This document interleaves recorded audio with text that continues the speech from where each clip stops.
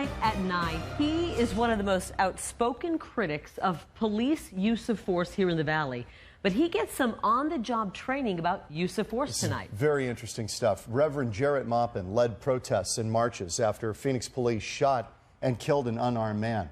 Well, tonight he gets a chance to experience the split-second decisions that police have to make when encountering a suspect. And our Troy Hayden was right along with him tonight, getting the training as well. This must have been eye-opening. It was a really interesting experience. You know, we've all watched those protests all over the country after police officers are accused of shooting people who aren't armed.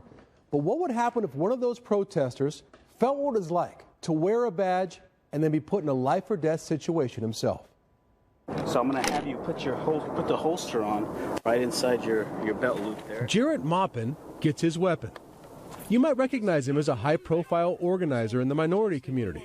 Just last month, he led marches on Phoenix Police headquarters after an officer shot an unarmed man. We want his badge. We want his gun.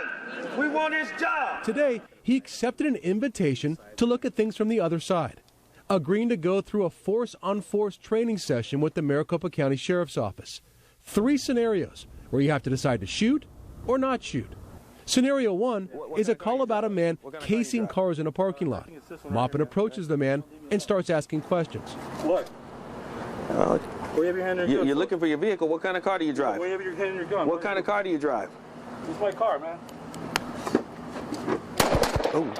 Maupin, the officer, is shot. It happens that fast.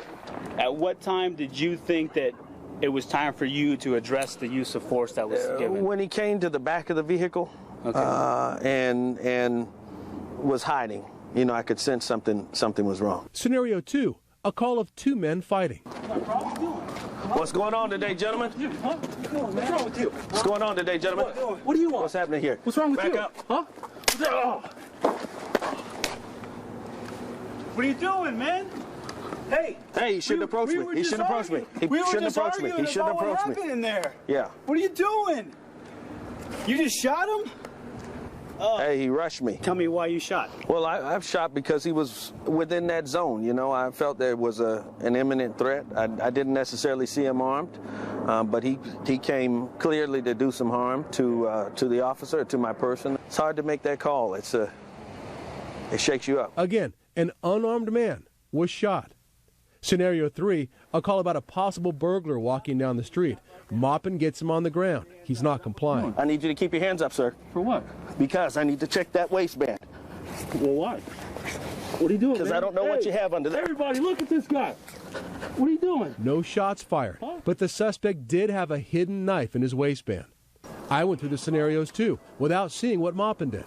Do you have keys, or do you have anything to show me that? Don't worry about it. No, I need to talk to you. Come on out over here. Well, I'm dead. Maricopa County Sheriffs, get on the ground. Get on the ground. Both of you, get on the ground. Get on the ground. For what? Get back. Get back. Same results for both of us. Things happen very fast out here. I asked Maupin what his biggest takeaway from this exercise will be. I didn't understand how important compliance was, but after going through this, yeah, my attitude has changed. This is all unfolding in 10 to 15 seconds. People need to comply with the orders of law enforcement officers for their own sake. Thanks to the Maricopa County Sheriff's Office for taking us through that today. It was an eye-opener. That's a tremendous admission that Reverend Maupin just made. Right. That you need to comply for your own safety. Right, and he saw it. I mean, he plainly shot a man who was not armed but was coming at him, and he felt, you know, that he was unsafe at that point, that he was coming after him, and he fired. Yeah, and I don't think any officer goes into work thinking, I'm going to shoot and kill somebody today. But No. these interesting, things happen, like the guy coming from behind the SUV, boom, and you're dead. And you are. How 6 shots he got off. How did you feel about those scenarios when you were going through them? Did it change your perspective? Yeah, I've been through one of these before about 4 or 5 years ago, but it just reinforced how fast things happen. And you think at the time, oh, I can think through this and I can figure this all out. No, it's boom, it's just there. Yeah. It's that fast. I have a lot of respect for Maupin for going through that. Yeah, I agree. I do too. And agreeing to go through that and seeing it from the other side as well. Do you think it changes the way he approaches these issues going forward? He says he's going to go out into the community and say what he said at the very end there. You have to comply with what police officers tell you. Let everything sort out at the end, but just do what they tell you right then and sort things out afterwards. Right. Interesting. Interesting. All right, thanks, Troy. Good stuff, Troy. Thank you. So pretty traumatic. That's just part of the story. The whole thing's online. You can check it out. But I had a lot of people talking. Over 2 million people around the world watched that story today, and the number is still going up. Other law enforcement agencies around the country also seeing it, many of them tweeting out the story to people, their followers who are following them on Twitter, including LAPD. Here's a tweet here. It says, great segment by Fox 10 Phoenix. Civil rights activists experiences shoot or don't shoot scenarios there. And then Major Max Gueron from the Dallas Police Department. Our Citizens Police Academy is a great way to learn, too. Wish more politicians and media folks did this. And then Houston PD, please watch this. It shows how difficult it is to make split-second decisions, especially when they can be life or death. And in last night's story, we heard how that experience affected Reverend Maupin, but there was so much more that you didn't hear. And so tonight, Reverend Maupin joins us live here on the set. And, you know, the thing is that you two both went home last night. You were shot in this training exercise, but you both got to go home last night. I mean, did you think about it a lot at night? I did. As I reflected on what we went through, the intensity of the situation didn't leave me. It was very eye-opening.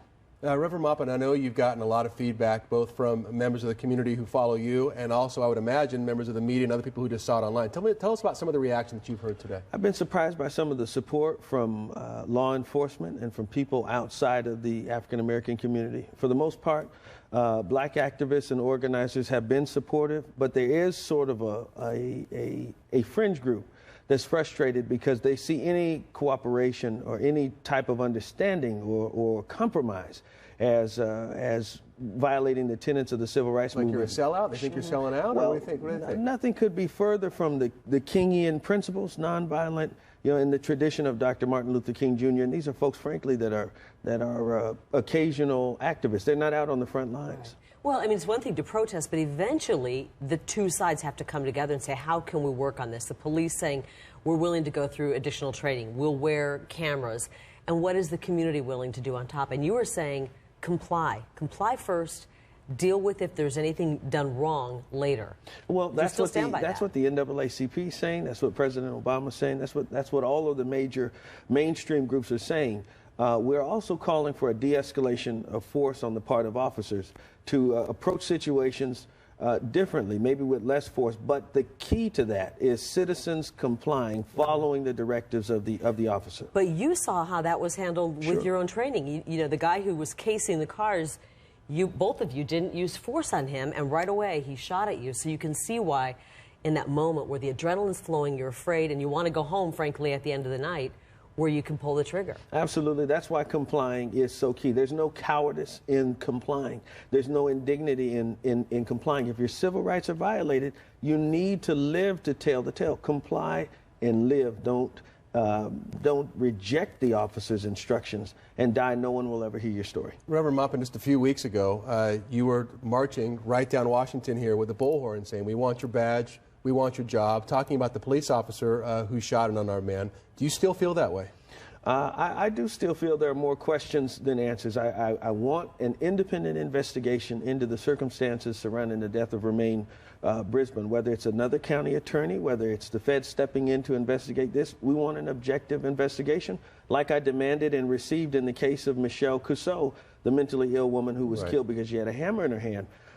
But I still want my community to do everything that it's responsible for doing, complying, law-abiding. You know, just because you're black and you have a hoodie on and you're out front of a liquor store doesn't make you a suspect. But when you become suspect because of a call or when an officer places you in that situation, comply and you know, maintain your composure and your dignity so that we can fight that civil rights case that comes out of that, or you can walk free. You know, the demand for identification, the demand for your motives, what you're doing in the community is not unreasonable, and it's you know, everyone goes through that. White, black, brown, red, yellow. We're all questioned by police. Quickly before we let you go, do you think this will change the rhetoric? I mean, some of the rhetoric, and Troy mentioned that was said at some of these protests. Would that change now after you've walked a mile kind of in their shoes? We have protests and protesters. We have outrage, but there still has to be solutions. The police aren't going anywhere. Black people aren't going anywhere. People aren't going anywhere. We have to work together and find compromise, policy change, policy reforms. And if you don't go through the training and you don't put yourself in their shoes, how can you relate to them? Right. That's the challenge. A lot of respect that you did that. Really appreciate you going through this with us yesterday. I think it did open some eyes, so thank you. Reverend Good Maupin, stuff. thanks so much. All right, so again, if you'd like to watch the entire story, it's about 3 minutes long. We posted it on our YouTube page at youtube.com/Fox10Phoenix, and while you're there, you can also watch some of the raw video. You may have noticed that Reverend Maupin had something kind of strapped on his chest. That was a GoPro camera, so we have all that raw GoPro stuff on there as well, so check that out. Where my money at? Huh? Where my money at? Back off. Where my money? I ain't giving you Gentlemen, no money. Where my money? Gentlemen, let's break it up. Where my money? Back off, man. Where my money? Gentlemen, what's going on here? What's the problem? Ain't nothing going on, officer. I don't know. It didn't look like nothing to me. Wait, what's going on? Excuse me, sir. What you got Ain't there? I nothing need you to going set on. that bag down. Ain't nothing going on, officer. Sir. Nothing's going on, Sir, officer. I don't like that tone. Nothing's Excuse me, going can you on. please? I need to see Let's your end it. You Put want the gun. You gonna shoot me? Shoot me. No, I need You you to wanna put the shoot gun me? down. Shoot me. I need you to put You the gun want down. to shoot me? Shoot me. I need you. I I'm don't want to gonna get end shot it. either. I don't want anybody to get shot. I need you to put the gun down. I'm gonna end it. I'm Don't gonna end it. I'm not end putting it. my No, weapon no, down. Sir, I need you to put I'm the gun not down. putting my weapon down. I need you to put it down. I'm not putting it down. Sir, do not make me shoot you. I'm not putting it down. Put your gun down. I'm not gonna put it down. Sir, If you're gonna shoot me, I'm shoot not me. going to ask you again. If you're gonna shoot me, You need shoot to put the me. gun down. I'm not gonna put it Can down. I request assistance? I'm not I gonna need you put to it put down. I need you to put the gun down. I'm not putting it down. Sir, I'm not. you need to put the I'm gun not down. gonna put it down. Sir, I'm not putting it down. This is not going to be good for you if you don't put the gun down. I'm not gonna put it down. If you're gonna shoot me, shoot me. End it now. No, I need you to. Now. I don't want to shoot I'm not you, but putting this it is, down. You're forcing me to do this. I'm you not gotta putting put it down. You got to put it down. I'm not putting it down. You got to put it down. I'm not putting it down. Well, then what are we going to do here? You don't want to get shot. I don't want to get shot. You got to put the gun down. I'm not putting it down. I'm not putting mine down. Well, If you shoot me, I'll shoot you. not if I shoot you first. If you shoot me, You I'll got to shoot put you. the gun down, sir. I'm not putting it down. That one hurt it. I'm sorry. Oh, that's all right.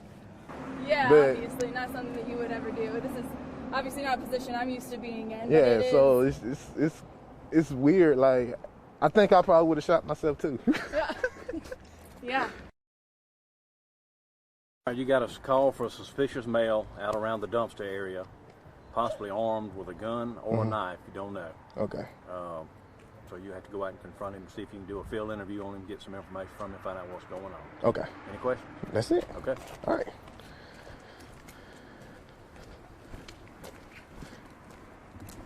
Back up. Stop. Put your hands up. Drop your weapon. Drop your weapon. It's just a knife. Drop your weapon. I'm just walking around. Drop your weapon. Is it illegal to have a knife? Drop your weapon. What? Drop your weapon. Why do I gotta drop it? Drop it. You can tell I'm not a threat to you. Drop the weapon. I'm just standing Drop here. the minding my own weapon. business. Drop the weapon. Over here at the box, I've got some boxes back there that I'm trying to cut up some boxes. Drop the weapon. But can't I do my job? No, drop the weapon. Why can't I just do my job? What are you back there doing? Well, I'm cutting up boxes. I told you. Come on, you want to come look at the boxes? Would that make you feel better if you saw what I was doing? No. No.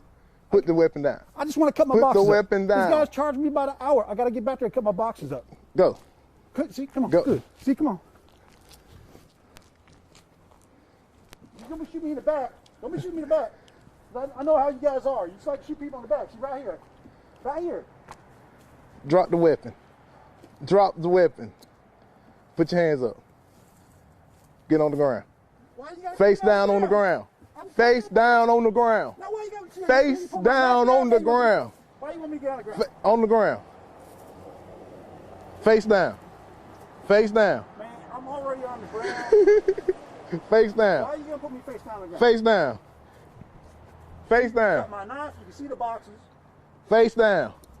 See, I just think you're being a pain now. You're just trying to be. Face tough. down. You won't be so tough without that gun, would you? Face down. Give me your hand. Give me your other hand. I need some handcuffs. See? I ain't even shoot you that time. So, what did you think about how he responded? He did well. There's a safe distance that we have to keep in mind because it's always easier to act than it is to react. So from here to here, even with a pistol, I still have the advantage because he's got to think about what I'm doing before he could actually react to what I'm doing. And it was a little bit of an X factor with the knife in there this time. What did you think when you saw that? I knew it wasn't a gun, so I knew I had distance. If I kept distance, that if he would be able to charge, I would be able to get the shot off. So it was a different kind of strategy in that scenario. Okay, and you got it under control without any shots fired? Yeah. Excellent. That's cool. Excellent. See? Always the key. Good job. That's why I say, just comply. Just comply.